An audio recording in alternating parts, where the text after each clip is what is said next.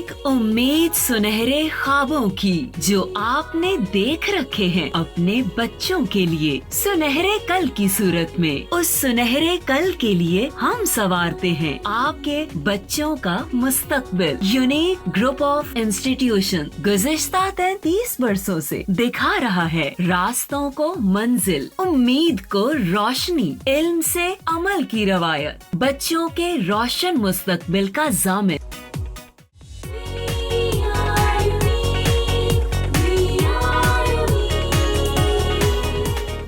बिस्मिल्लाहिर्रहमानिर्रहीम। इब्तिदा है रब करीम के 99 बबरकत नामों से जिसने हमारे दिलों को हिदायत के नूर से मुनव्वर फरमाया। मैं हूँ प्रोफेसर नुमान मुदस्सिर, सदर शुबा Urdu unique group of institutions. ये जमात दहम की उर्दू का लेक्चर नंबर 47 है। आज के लेक्चर में हम कुदरतुल्लाह शहाब के लिखे हुए सबक अली बख्श, जो उनकी खुद नविश्त शहाबनामा से लिया गया है, उसका वो सबक पढ़ेंगे, उसकी तदरीस होगी। आप अपनी किताबें खोल लीजिए, पेज 87 है। तो 87 पेज पे कुदरतुल्लाह शहाब साहब के बारे में तारफ़ी नोट लिखा हुआ है, उनकी हयात और अदबी कारनामों के बारे में। हम पहले वो पढ़ेंगे और उसके बाद हम असल सबक की शामिल नसाब जो सबक है उसकी तदरीस होगी। उसके बाद किताबें खोल चुके आप। कुदरतुल्लाह शहाब पैदाइश है जी 1917 और वफ़ात है 1986। 1917 पैदाइश, 1986 वफ़ात। कुदरतुल्लाह शहाब गिलगित में पैदा हुए। इब्तदाई तालीम जम्मू में पाई। 1939 में गवर्नमेंट कॉलेज लाहौर से अंग्रेज़ी अदब में एमए किया। 1941 में आईसीएस के मुकाबले में इंडियन सिविल सर्विस, जैसे अब सीएस कहलाती है, सेंट्रल सुपीरियर सर्विस, तो ये पीएमएस होती है, प्रोविंशियल मैनेजमेंट सर्विस, लेकिन उस वक्त आईसीएस इंडियन सिविल सर्विस, ये आईसीएस एफएससी वाली कंप्यूटर वाली जो क्लास है वो नहीं है। आईसीएस के मुकाबले में कामयाब होकर इंडियन सिविल सर्विस में शामिल हो गया। क़ियाम पाकिस्तान के बाद इब्तदाई 2 बरस हुकूमत आज़ाद कश्मीर के सेक्रेटरी जनरल रहे। इसके बाद वज़ारत इत्तलात व नशरियात हुकूमत पाकिस्तान में डिप्टी सेक्रेटरी और फिर जंग में डिप्टी कमिश्नर रहे। डिप्टी कमिश्नर ज़िला का बड़ा जो इंतज़ामी अफसर होता है। 1954 से 1962 तक, यानी 1954 से 1962 तक गवर्नर जनरल ग़ुलाम मोहम्मद, सदर इस्कंदर मिर्ज़ा और सदर अयूब ख़ान के सेक्रेटरी रहे, सेक्रेटरी मुआवन। जैसे अब सेक्रेटरी जो पीएम है आज़म खान साहब, ऐसे ही उस वक्त सदर के ये सेक्रेटरी रहे। 3 बरस तक हॉलैंड में पाकिस्तान के सफ़ीर रहे। 1966 में वापस आकर मरकज़ी सेक्रेटरी तालीम मुकर्रर हुए। 1986 में वफ़ात पाई और इस्लामाबाद में दफन हुए।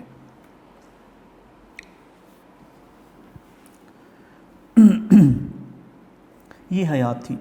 वो ज़ुबान बयान पर दस्तरस रखते थे, उबूर ग्रिप रखते थे।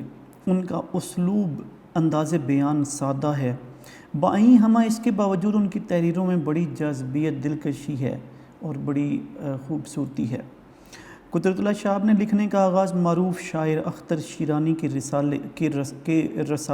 रिसाले रोमान से किया था। 31 जनवरी 1959 को राइटर्स गिल्ड मार्ज वजूद में आया तो वो उसके पहले सेक्रेटरी जनरल मुकर्रर हुए। उनकी तसानीफ़ में या खुदा 1948 में छपी, नफसाने 50 में छपी, माँ जी 1968 में छपी और शहाबनामा 86 में छपी, ये शामिल हैं। शहाबनामा कुदरतुल्लाह शहाब की खुद नविश्त है, ऑटोबायोग्राफी है। सवाने उम्री होती है किसी की कहानी कोई और लिखे, ज़िंदगी की कहानी पर जो किताब कोई और लिखता है वो सवाने उम्री होती है, और अगर बंदा खुद लिखता है तो वो खुद नविश्त होती है। जैसे इंग्लिश में कहते हैं मैं खुद लिखता हूँ अपनी ज़िंदगी की कहानी, तो वो ऑटोबायोग्राफी है, और अगर कोई और लिखता है तो बायोग्राफी है। तो ये ऑटोबायोग्राफी है, खुद नविश्त है। جو ان کی تمام تصانیف سے بڑھ کر مقبول ہوئی۔ گزشتہ 25 برس میں ان کے اس کتاب کے درجنوں ایڈیشن شائع ہو چکے ہیں، چھپ چکے ہیں۔ یہ تو تھی جی تھا ان کا تعارفی نوٹ۔ اب اس میں سے اگر یہ شامل نصاب ہوا سبق تو تب اس میں سے MCQ ہی بن سکتے ہیں، البتہ ویسے سبق کسی سمجھ بھی نہیں آتی جب تک کہ اس کی رائٹر کی بیک گراؤنڈ کا، اسلوب بیان کا پتہ نہ ہو۔ اب ہم انیشل لائن لکھیں گے، وہ جو آپ خلاصے کے شروع میں استعمال کرتے ہیں یا تشریح کے شروع میں استعمال کرتے ہیں۔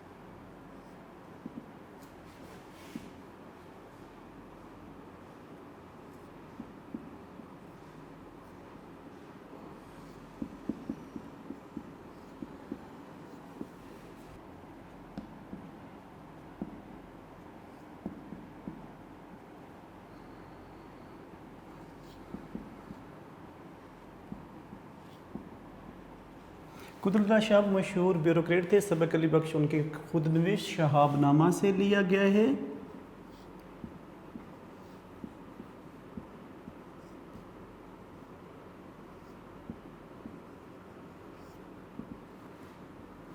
جس میں مصنف نے علامہ اقبال کے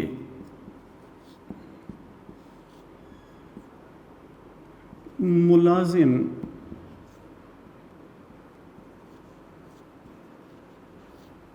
علی بخش کے ساتھ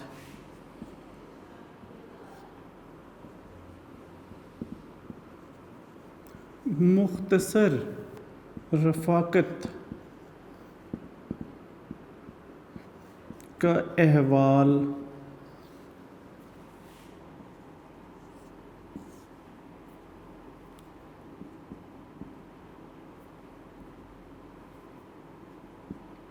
پیش کیا ہے۔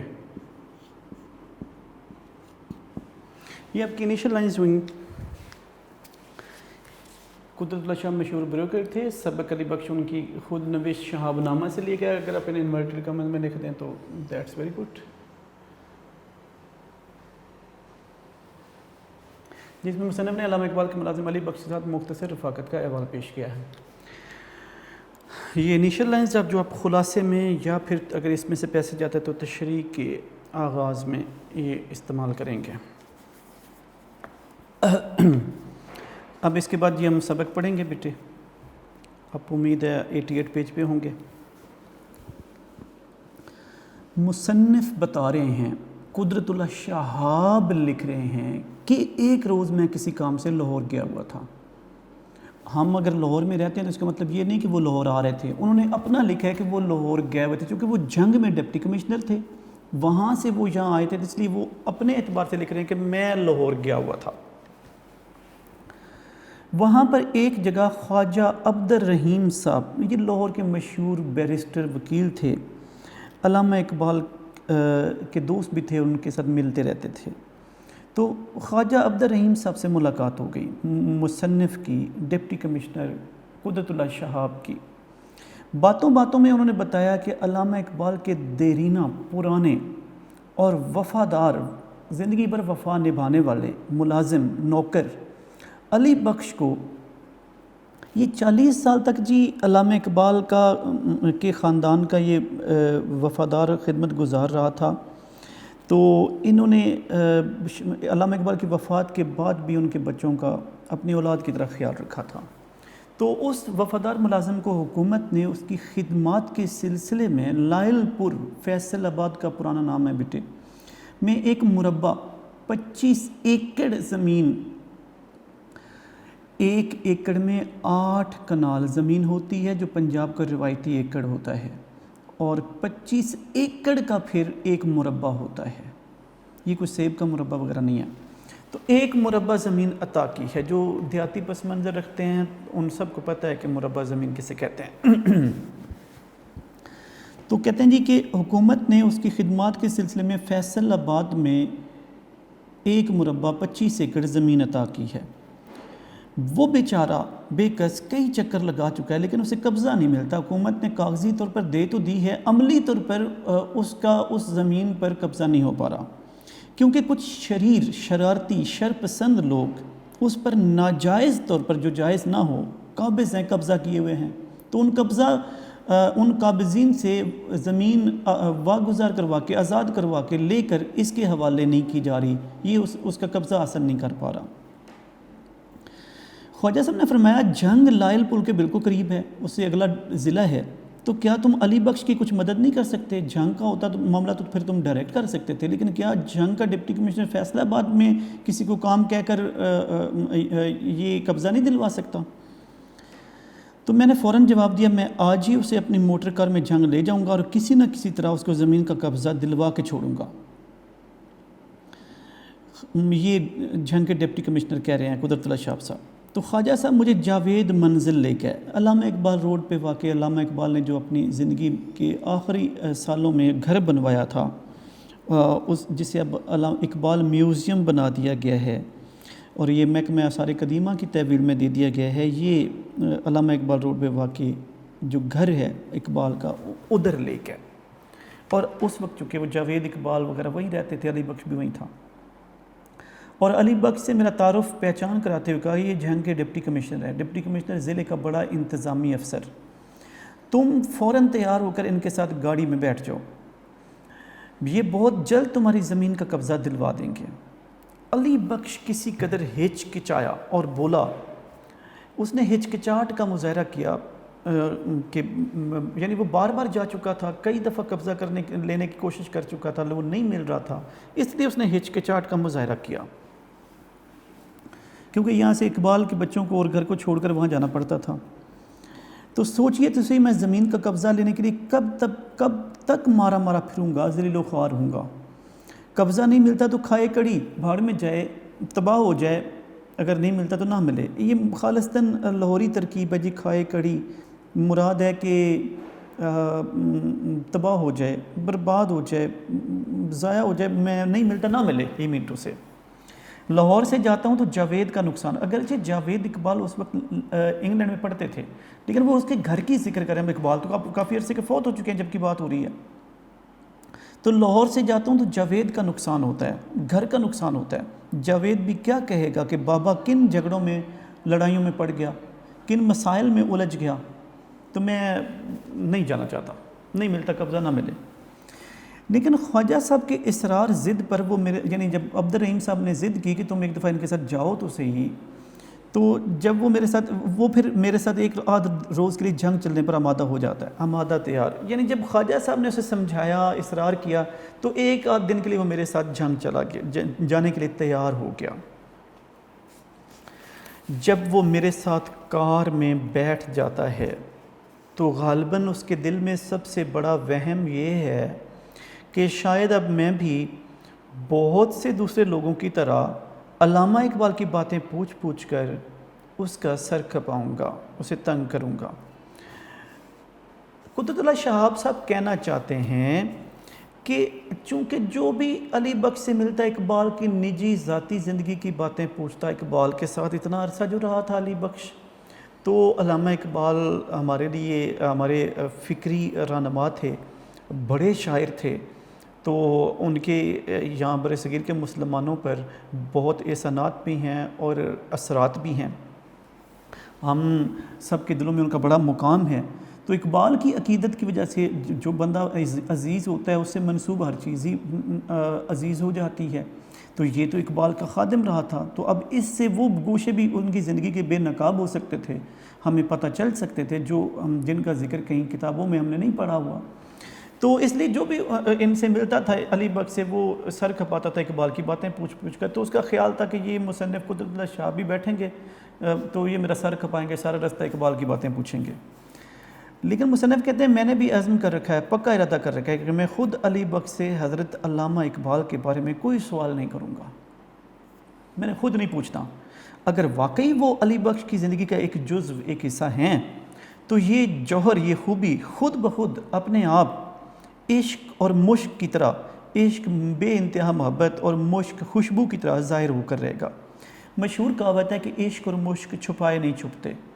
جب محبت ہو جاتی ہے، عشق ہو جاتا ہے، تو انسان کے طور اطوار سے، اس کی چال ڈھال سے، اس کے چہرے کی سرخی سے، اس کی آنکھوں کی لالی سے، اس کی گفتگو کی مٹھاس سے، اس کے دیکھنے سے وہ ظاہر ہو جاتا ہے کہ یہ محبت میں مبتلا ہے۔ اور اگر دو افراد کے درمیان اگر عشق اور محبت کا رشتہ استوار ہے تو وہ چھپ نہیں سکتا۔ اسی طرح خوشبو لگائی ہو تو وہ رک نہیں سکتی، وہ سبھی اسے محسوس کر لیتے ہیں۔ تو عشق اور مشک چھپائے نہیں چھپتے جس طرح۔ تو اگر یہ بھی علامہ اقبال سے سچی محبت اور سچا عشق رکھتا ہے تو یہ خود ہی بولے گا میں نے اس سے کچھ نہیں پوچھنا۔ یہ مصنف نے ارادہ کر رکھا تھا۔ اگر واقعی اقبال کا اتنا عاشق ہے کہ اس نے ان کی اتنے برسوں تک خدمت کی ہے اور ان کا ساتھ نہیں چھوڑا، تو پھر اس کی زندگی کا اگر اتنا ہی وہ اہم جزو ہیں تو پھر یہ خود ہی بولے گا علی بخش۔ اب مصنف کہتے ہیں جو ہی ہم سفر کے لیے روانہ ہوئے تو میری توقع پوری ہوتی ہے امید، اور تھوڑی سی پریشان کر دینے والی خاموشی سکوت کے بعد علی بخش مجھے یوں گھورنے لگتا ہے، غور سے دیکھنا کہ یہ عجیب شخص ہے، انوکھا فرد ہے جو ڈاکٹر صاحب کی کوئی بات نہیں کرتا۔ یعنی اسے کیا علامہ اقبال کی عظمت کا نہیں پتہ، یا میری ان سے رفاقت کا نہیں پتہ، میرا جو ان سے تعلق ہے اس کا نہیں پتہ کہ یہ ڈاکٹر علامہ اقبال کے بارے میں کچھ نہیں پوچھ رہا۔ لوگ تو ملتے ہی سوالوں کی بوچھاڑ کر دیتے ہیں۔ آخر اس سے رہا نہ گیا اور ایک سینما، بڑی پردہ سکرین پر فلم دیکھنے کا مرکز، سینما کے سامنے بھیڑ بھاڑ ہجوم دیکھ کر وہ بڑبڑانے لگا، منہ ہی منہ میں بولنے لگا، مسجدوں کے سامنے تو کبھی ایسا رش نظر نہیں آتا، ڈاکٹر صاحب بھی یہی کہا کرتے تھے۔ یعنی ہم مسلمان ہیں تو ہماری مساجد زیادہ آباد ہونی چاہیے، سندھ میں تو ویران ہونی چاہیے، لیکن مساجد ویران ہیں اور سندھ میں آباد ہیں۔ تو مسجدوں کے یہ لمحہ فکریہ ہے کہ ہم اسلام سے محبت میں، جذبہ ایمانی میں کتنے کمزور ہو چکے ہیں کہ مساجد میں وہ رش نظر نہیں آتا جو سینماؤں کے سامنے نظر آتا ہے۔ تو ڈاکٹر صاحب بھی امت مسلمہ کی اس دینی غفلت پر کڑا کرتے تھے اور ایسے ہی کہا کرتے تھے۔ یہ وہ علی بخش کہہ رہا ہے۔ ایک جگہ میں پان، گلوری، گاف، لام، واؤ، رے چھوٹ جی خریدنے کے لیے رکتا ہوں تو علی بخش بے ساختہ بے اختیار کہہ اٹھتا ہے، ڈاکٹر صاحب کو پان پسند نہیں تھے، وہ پان نہیں کھاتے تھے۔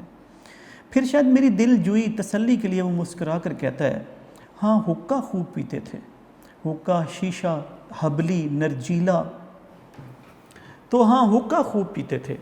اپنا اپنا شوق ہے، پان کا ہو یا حقے کا، یعنی اپنا اپنا ذوق ہے۔ کسی کو پان کا شوق ہوتا ہے، کسی کو حقے کا ہوتا ہے، وہ حقہ پیتے تھے، آپ پان کھاتے ہیں۔ شیخو پورہ سے، یہ شہزادہ سلیم المعروف شیخو کا آباد کیا ہوا جو شہر ہے، شیخو پورہ سے گزرتے ہوئے علی بخش کو، یہ شہزادہ سلیم صاحب وہی ہیں اپنا اکبر کے فرزند ارجمند شہنشاہ جہانگیر، جس جوانی میں شہزادہ سلیم ہوتے تھے، المعروف شیخو ہوتے تھے۔ ہرن مینار بھی ان کے اس پیارے ہرن کی یاد میں بنا ہوا ہے، تو وہ جو شیخو پورہ میں ہے۔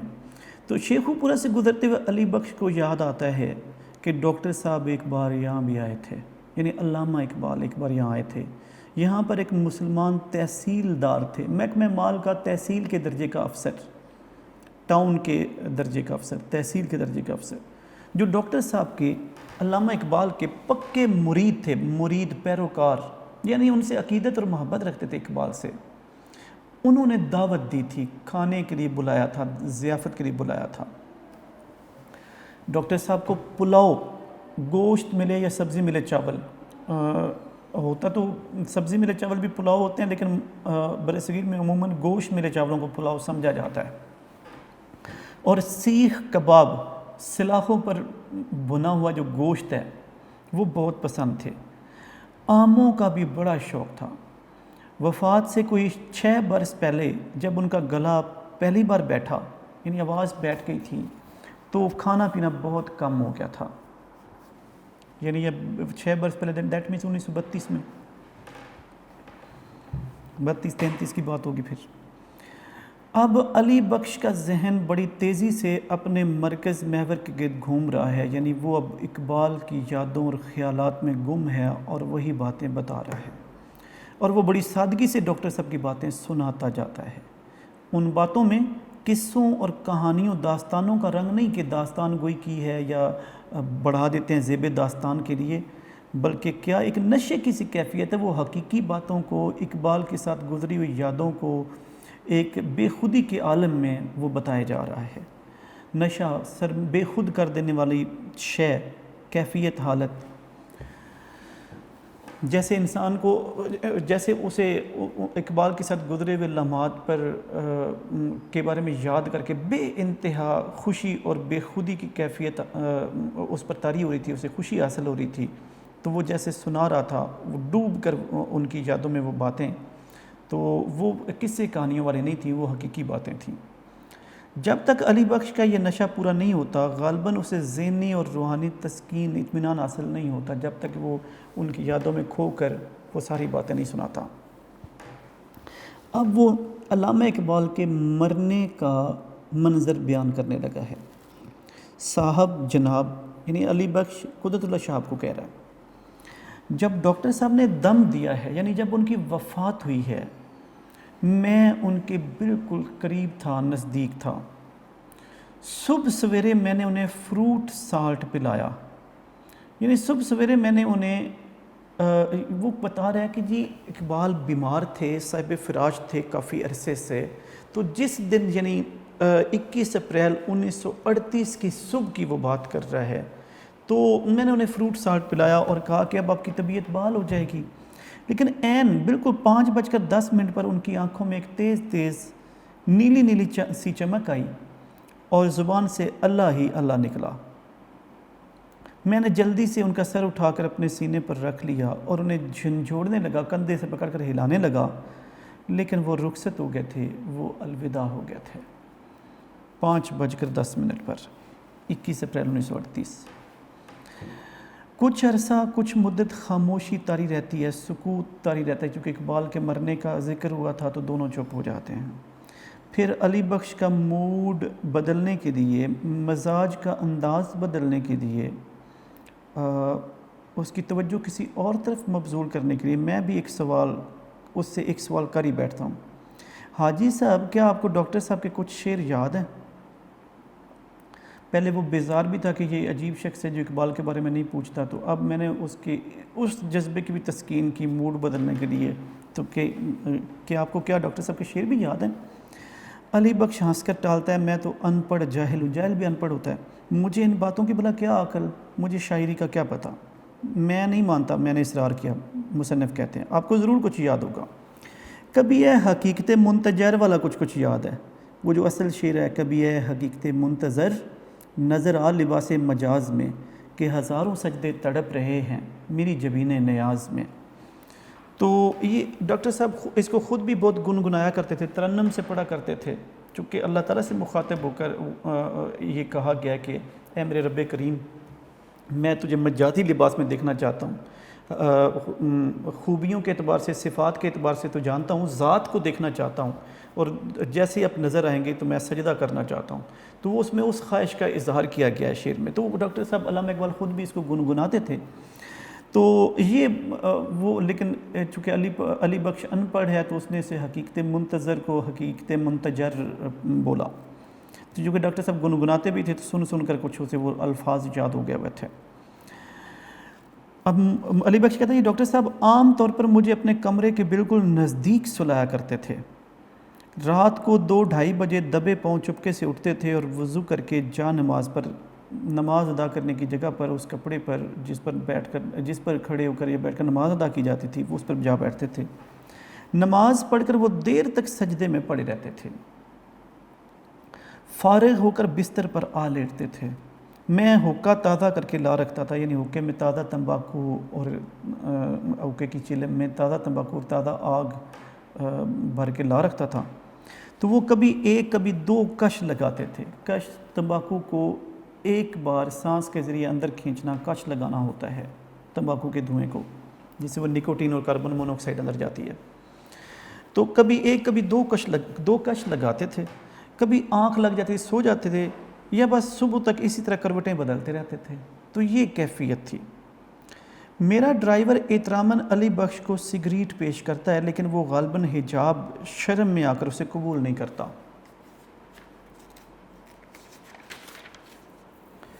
ڈاکٹر صاحب میں ایک عجیب بات تھی، علی بخش بتاتا ہے. کبھی کبھی رات کو سوتے سوتے انہیں ایک جھٹکا سا لگتا، اچانک ہل سے جاتے اور وہ مجھے آواز دیتے تھے. انہوں نے مجھے ہدایت کر رکھی تھی، تنبیہ کر رکھی تھی، نصیحت کر رکھی تھی کہ ایسے موقع پر میں فوراً ان کی گردن کی پچھلی رگوں اور پٹھوں کو، اعصاب کو زور زور سے دبایا کروں. تھوڑی دیر کے بعد وہ کہتے تھے بس کر دو، اور میں دبانا چھوڑ دیتا تھا. اسی وجہ سے وہ مجھے اپنے نزدیک سلایا کرتے تھے، تاکہ جب ایسا اس درد کا حملہ ہو تو وہ میں جا کر وہ پٹھے دبا کر گردن کے تو انہیں آرام دے سکوں.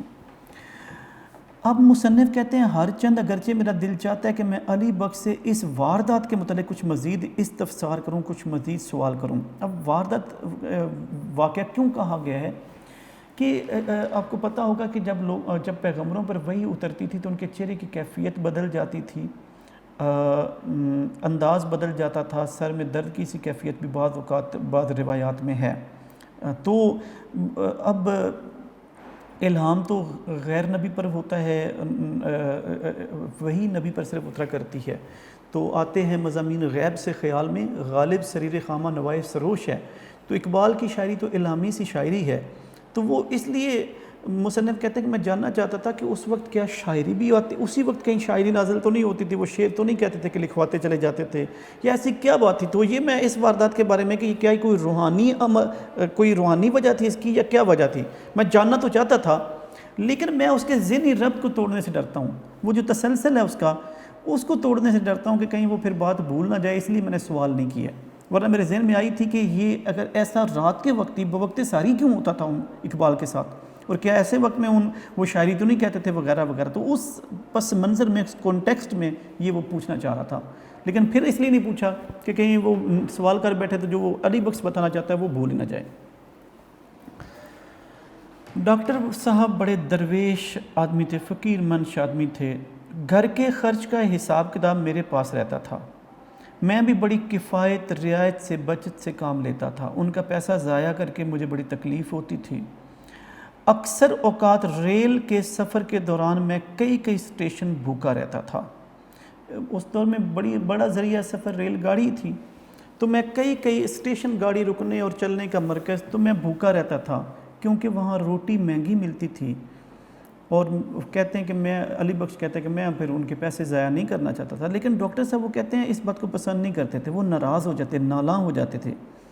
کہا کرتے تھے علی بخش انسان کو ہمیشہ وقت کی ضرورت کے مطابق چلنا چاہیے، خواہ مخواہ بلا وجہ ایسے ہی بھوکے نہ رہا کرو. اب وقت کا تقاضا ہے، تم نے کھانا کھانا ہے، تو جب مل ہی مہنگا رہا ہے تو کھانا چاہیے تم کیوں نہیں کھا رہے ہو. یعنی اقبال کنجوسی نہیں کرتے تھے، لیکن یہ اقبال سے محبت کی وجہ سے ان کی بچت کرتا تھا.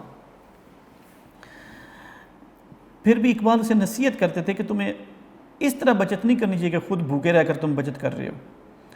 اب وہ کہتا ہے جی اب اسی مربے کے ٹنٹے جھگڑے مسئلے کو دیکھ لیجئے.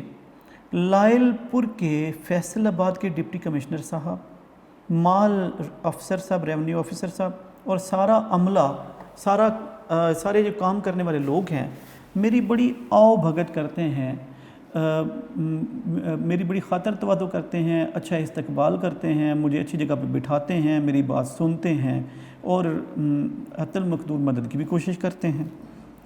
بڑے اخلاق سے مجھے اپنے برابر کرسی پر بٹھاتے ہیں. یعنی میں نوکر ہوں، وہ افسر ہیں، لیکن وہ چونکہ علامہ اقبال کا میں نوکر ہوں، اس لیے وہ مجھے بڑے اچھے طور طریقے سے اپنے برابر مساوی کرسی پر نشست پر بٹھاتے ہیں، برابر بٹھاتے ہیں، عزت دیتے ہیں. ایک روز بازار میں ایک پولیس انسپیکٹر نے مجھے پہچان لیا. یعنی میں بازار میں جا رہا تھا تو ایک پولیس انسپیکٹر نے پہچان لیا، شناخت کر لی کہ میں علی بخش ہوں، علامہ اقبال کا دیرینہ ملازم.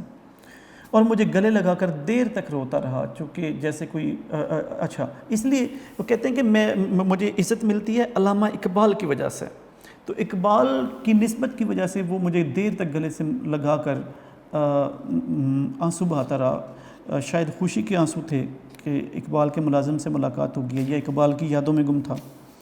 یہ ساری عزت ڈاکٹر صاحب کی برکت سے ہے، علامہ اقبال کی وجہ سے ہے۔ مربے کی بھاگ دوڑ میں میرے سر کچھ قرضہ بھی چڑھ گیا ہے، یعنی یہ جو میں اس زمین کے قبضے کے لیے آتا جاتا رہا ہوں، لوگوں سے ملتا رہا ہوں، تو اس سلسلے میں میرے اوپر میں نے لوگوں سے پیسے پکڑ کر کچھ خرچ بھی کیا ہے، تو میں مقروض ہو گیا ہوں۔ لیکن میں اس کام کے لیے بار بار لاہور کیسے چھوڑوں؟ اب حالانکہ بندہ سوچتا ہے کتنے پیسے لگا دیا تو اب وہ مسئلہ حل ہی کرنا چاہیے، تو اس کے باوجود وہ کہتا ہے کہ میرے لیے زیادہ ترجیح علامہ اقبال کے گھر کی ہے، تو میں سوچ رہا ہوں کہ اس کام کے لیے بار بار کیسے وہاں جاؤں۔ جاوید کا نقصان ہوتا ہے، گھر کی دیکھ بھال میں کمی واقع ہوتی ہے، میری توجہ ساری ادھر چلی جاتی ہے، میں ادھر مصروف رہوں گا، تو منیرہ صلاح الدین جو اس علامہ اقبال کی بیٹی تھی وہ تو لاہور میں ہی تھی، جاوید لندن پڑھنے گئے ہوئے تھے، تو اس طرح جاوید کے گھر کا نقصان ہوتا ہے۔ اب وہ اگلا واقعہ بتاتے ہیں۔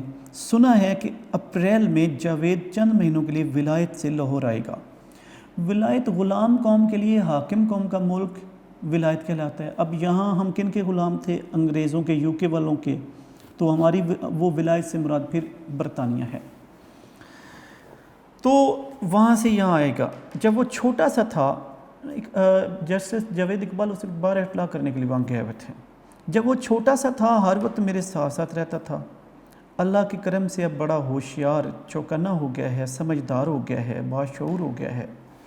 جب اس کی والدہ کا، سردار بیگم جو اقبال کی تیسری وائف تھیں، جو جاوید اقبال کی اور منیرہ صلاح الدین کی والدہ تھیں، تو جب جاوید کی والدہ کا انتقال ہوا تو وہ اور منیرہ بی بی، منیرہ صلاح الدین، بہت کم عمر تھے۔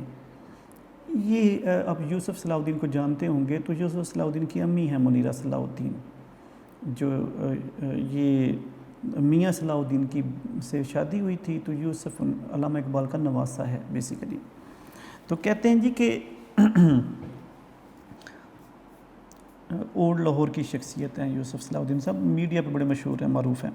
تو ایک بی بی نے تو یہ لکھ دی، اوپر بات ہے، جب اس کی والدہ کا انتقال ہوا تو جسٹس جو جاوید ہیں، یہ جاوید اور منیرہ بہت چھوٹے تھے۔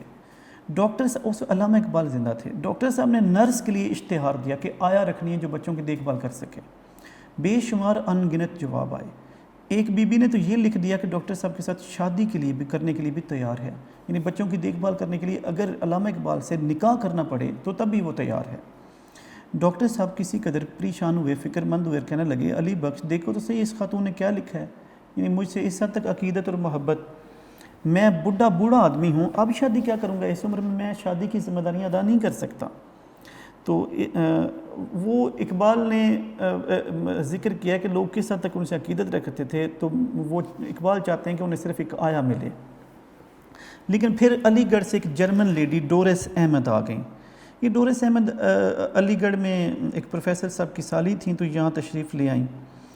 انہوں نے پھر علامہ اقبال کے خاندان کا خیال رکھا کافی عرصہ، اور پھر جب وہ بچے بڑے ہو گئے تو انہوں نے ڈورس احمد کا ماں کی طرح خیال رکھا۔ پھر وہ کچھ بہت عرصے بعد جا کے وہ جرمنی واپس چلی گئیں، تو جب انہوں نے پتہ چلا جاوید اقبال اور منیرہ صلاح الدین وغیرہ کو کہ وہ بہت بیمار ہو گئی ہیں، تو یہ انہیں لے آئے جب وہ ضعیف ہو گئی تھیں، اور ان کے بڑھاپے میں ماں کی طرح ڈورس احمد کی خدمت خاطر تواضع کیا۔ اور جب ڈورس احمد کا انتقال ہوا تو وہ چونکہ کرسچین تھیں تو کرسچین کے قبرستان میں دفن کیا، اور پورے عیسائی رسوم و رواج کے ساتھ دفن کیا۔ تو یہ ان ڈورس احمد کا ذکر ہے۔ علی بخش کا تخیل، گہرا خیال بڑی تیز رفتاری سے ماضی کے دھندلکوں میں پرواز کر رہا ہے۔ وہ ان ماضی کے ہلکے اندھیروں میں یاد کر کے واقعات سناتا جا رہا ہے۔ زندگی کے ہر موڑ پر اسے اپنے ڈاکٹر صاحب یا جاوید یا منیرہ بی بی کی کوئی نہ کوئی خوشگوار یاد آتی رہتی ہے۔ فلاں موقع پہ ایسے ہوا تھا، اس موقع پہ اس طرح ہوا تھا، تو مختلف واقعات وہ سناتا چلا جا رہا ہے۔ کہتے ہیں جی جھنگ پہنچ کر میں اسے ایک رات اپنے ہاں رکھتا ہوں، اپنے گھر میں رکھتا ہوں، دوسری صبح اپنے ایک نہایت قابل اہل اور فرض شناس ذمہ دار مجسٹریٹ انتظامی اور عدالتی افسر ہوتا تھا، میجسٹریٹ ابھی بھی ہوتا ہے، کپتان محبت خان کے سپرد کے حوالے کر دیتا ہوں. یعنی جنگ پہنچ کر ایک رات میں اسے اپنے بطور مہمان رکھتا ہوں اور دوسری صبح اپنے ایک اہل میجسٹریٹ کے حوالے کرتا ہوں کہ بھائی اس کا مسئلہ حل کروائیں. کپتان محبت خان علی بخش کو ایک نہایت مقدس پاکیزہ تابوت کی طرح عقیدت سے، احترام سے، جو عقیدے کی بنیاد پر محبت ہوتی ہے وہ عقیدت ہوتی ہے، تو اس احترام سے چھو کر اپنے سینے سے لگا لیتا ہے جیسے بہت مقدس پاکیزہ شے، اور اعلان کرتا ہے کہ وہ علی بخش کو آج ہی اپنے ساتھ لائل پور لے جائے گا اور اس کی زمین کا قبضہ دلا کر ہی واپس لوٹے گا. حد ہو گئی، وہ کہتا ہے اگر ہم یہ معمولی سا چھوٹا سا کام بھی نہیں کر سکتے تو ہم پر لعنت ہے. یعنی ہم پھر کس کام کے ہیں؟ تو اگر یہ چھوٹا سا کام بھی ہم اقبال کے ملازم کا نہیں کر سکتے، علامہ اقبال سے جس کا تعلق ہے، ہم ان کے لیے یہ کام نہیں کر سکتے تو پھر ہم کس چیز کے یہاں انتظام و انسلام کے اہلکار ہیں. یہ تھا جی آپ کا علی بخش سبق. اب اس سبق کا جب آپ خلاصہ تیار کریں گے،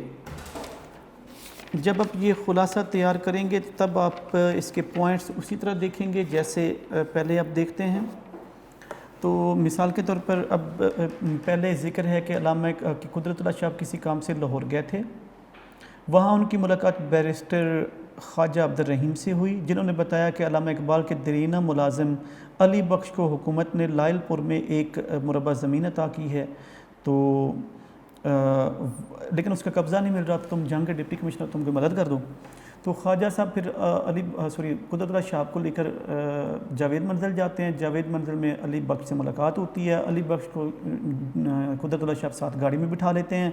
راستے میں علی بخش کا خیال ہوتا ہے کہ مصنف سوال پوچھ کر اس کا سر کھپائیں گے، لیکن مصنف بھی سمجھتے ہیں کہ اگر یہ اقبال سے سچی عقیدت رکھتا ہے خود ہی بولے گا. اب آگے واقعات کی ترتیب اس طرح ہے، کون کون سی باتیں ہیں.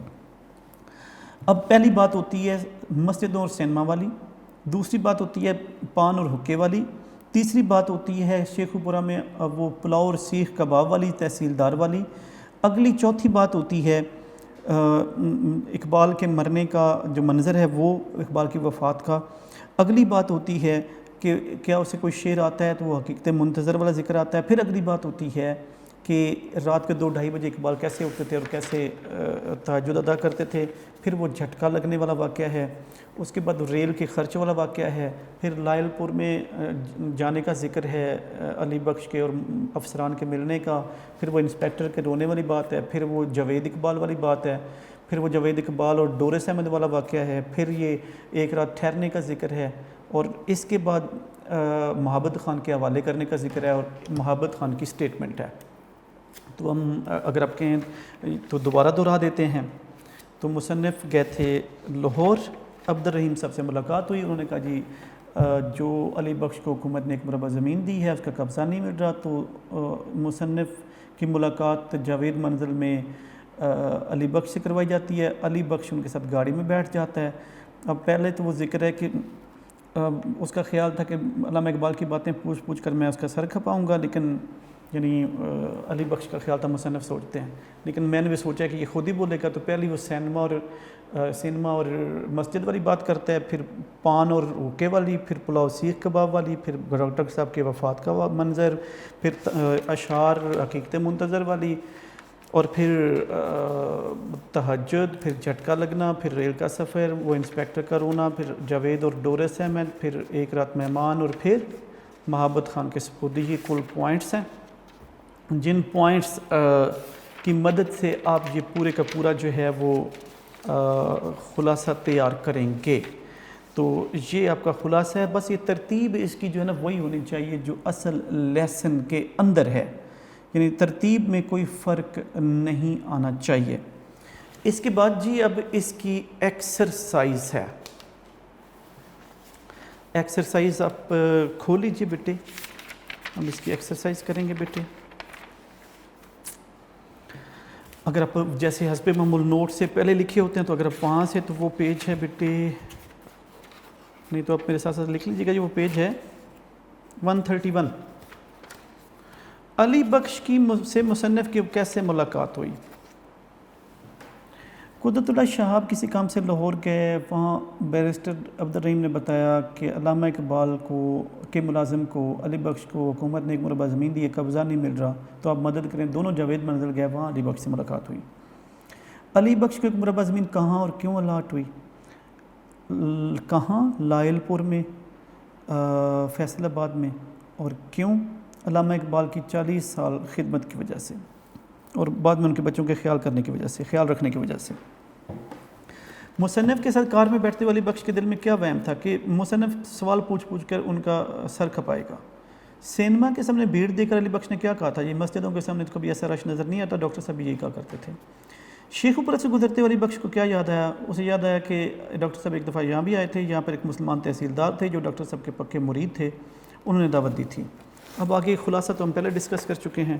علی بخش کی جو نمایاں خوبیاں ہیں، دیرینہ وفادار ملازم تھا، 40 سال خدمت کی تھی، بعد میں بچوں کا خیال رکھا تھا، اقبال کی باتیں یاد تھیں، اقبال کی باتیں نشے کی سی کیفیت میں سناتا تھا، مرتے وقت اقبال کے ساتھ تھا، سادہ انسان تھا اور سچا وفادار ملازم تھا۔ اچھا جی، علامہ اقبال کی وفات کا حال علی بخش زبانی بیان کیجیے۔ یہ پیج نمبر 89 پہ جو سینٹرل پیسج ہے اس میں جو انورٹڈ کاماز میں صاحب جب ڈاکٹر صاحب نے دم دیا منقبر کو قریب تھا، جو کہ انہوں نے کہا جی ان کی زبانی بتائیے تو وہ ایگزیکٹ ورڈنگ لکھنی پڑے گی۔ آگے ہے متن کی روشنی میں کوسین میں بریکٹس میں دیے گئے الفاظ کی مدد سے مندرجہ ذیل جملے مکمل کیجیے۔ قبضہ نہیں ملتا تو کھائے کڑی۔ علی بخش کے مطابق اقبال اکثر گنگناتے تھے حقیقت منتظر۔ ڈاکٹر صاحب بڑے درویش آدمی تھے۔ پھر علی گڑھ سے ایک جرمن لیڈی آ گئی۔ کپتان محبت خان علی بخش کو ایک نہایت مقدس تابوت کی طرح عقیدے سے چھو کر اپنے سینے سے لگا لیتا ہے۔ آگے جی ایم سی کیوز ہیں۔ سبق علی بخش کس کتاب سے لیا گیا؟ شہاب نامہ۔ مصنف کس کام کے سلسلے میں کہاں گئے تھے؟ لاہور۔ علی بخش کو زمین دی گئی تھی لائل پور۔ کھانا پینا اقبال کا کام ہوا آخری عمر میں گلے کی خرابی کی وجہ سے۔ علی بخش کے مطابق ڈاکٹر اقبال کی پسندیدہ خوراک کیا تھی؟ پلاؤ اور سیخ کباب۔ حکومت نے علی بخش کو کتنی زمین الاٹ کی تھی؟ 1 مربع۔ علامہ اقبال کون سا پھل پسند کرتے تھے؟ آم۔ ڈاکٹر اقبال رات کتنے بجے جائے نماز پر جا بیٹھتے تھے؟ 2-2:30 بجے۔ ڈاکٹر اقبال کو سوتے ہوئے جھٹکا لگتا تو کیا کرتے تھے؟ علی بخش سے گردن کے پٹھے دبواتے تھے۔ ان میں سے کوئی اگر آپ تیز ہم بول گئے ہوں تو آپ نوٹ سے ریوائز کر سکتے ہیں۔ ہاں جی، متن کو مد نظر رکھ کر درست غلط پر نشان لگائیں۔ علی بخش سے مصنف کی ملاقات خواجہ عبدالرحیم نے کرائی، درست ہے۔ شیخوپورہ کے وکیل علامہ اقبال کے مرید تھے، نہیں بھائی غلط ہے، وہ تحصیلدار تھے۔ ڈاکٹر اقبال کے گھر کے اخراجات کا حساب کتاب ڈاکٹر اقبال نہیں رکھتے تھے، وہ نہیں رکھتے تھے، ظاہر درست ہے، وہ علی بخش رکھتا تھا۔ ڈاکٹر صاحب کے یہاں اعظم گڑھ سے جرمن لیڈیاں، غلط ہے، علی گڑھ سے آئی تھیں۔ فروٹ سال سے ڈاکٹر صاحب کی طبیعت بحال ہو گئی تھی، غلط ہے، وہ تو فوت ہو گئے تھے۔ محبت خان نے اعلان کیا کہ وہ علی بخش کا کام کرا کر دم لے گا، درست ہے۔ اچھا جی، خواجہ میچ دا کالمز۔ خواجہ عبدالرحیم جاوید منزل، جاوید اقبال منیرہ، پان حکا، تحصیلدار مرید، محبت خان قبضہ، 2:30 بجے جانواز۔ اچھا جی، پیسیجز کی تشریح سیاست کی ہے۔ مترادف ہیں جی، شریر آمادہ بھیڑ، سادگی فارغ مقدس خوشگوار۔ تو شریر شرارتی، آمادہ تیار، بھیڑ ہجوم، سادگی بھولا پن، فارغ بری آزاد مقدس پاک خوشگوار خوش آئند۔ یہ تھی جی آپ کی کل ایکسرسائز بیٹے۔ تو یہ آج کا آپ کا سبق تھا، امید ہے آپ نے توجہ سے پڑھا ہوگا۔ انشاءاللہ اگلے لیکچر میں ملاقات ہوگی۔ اپنا بہت زیادہ خیال رکھیے گا۔ خدا حافظ۔